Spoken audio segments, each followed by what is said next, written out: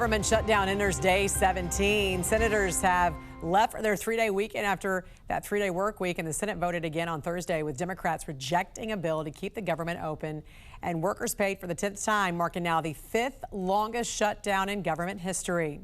Joining us now to discuss is Chairman of the Republican National Committee, Joe Gruters. Good morning to you, sir. Welcome to the National News Desk. Hey, good morning, Jan. Thanks for having me on. Of course. Is this now a game of just who blinks first, and what happens the longer this drags out?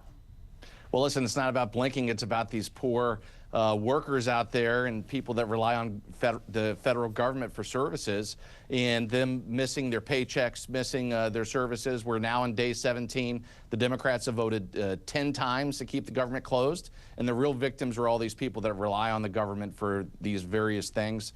And it's just unfortunate the Democrats have to vote to get the government back on, and we're hoping that happens soon.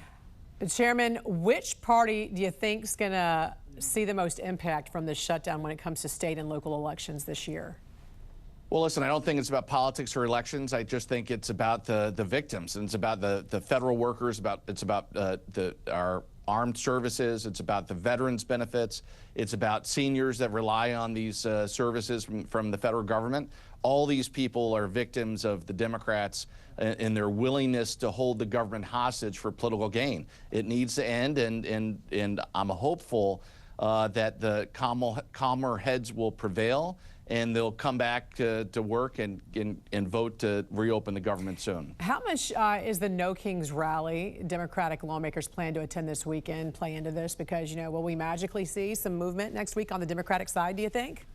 Well, listen, what you keep on hearing is the Democrats are beholden to their left-wing base, and that they want to have this rally first before they come to the negotiating table to vote to open the government back up. And when you hold the services from veterans and from law enforcement officials and from Border Patrol officials to play political games, it's wrong. And but yes, I think that's what you're hearing out there is maybe there will be some movement as a result. But it just goes to show you that they're beholden to the left-wing extreme segment of their party. What elections are you specifically keeping a close eye on right now that you feel could be representative of what we could see in the midterms?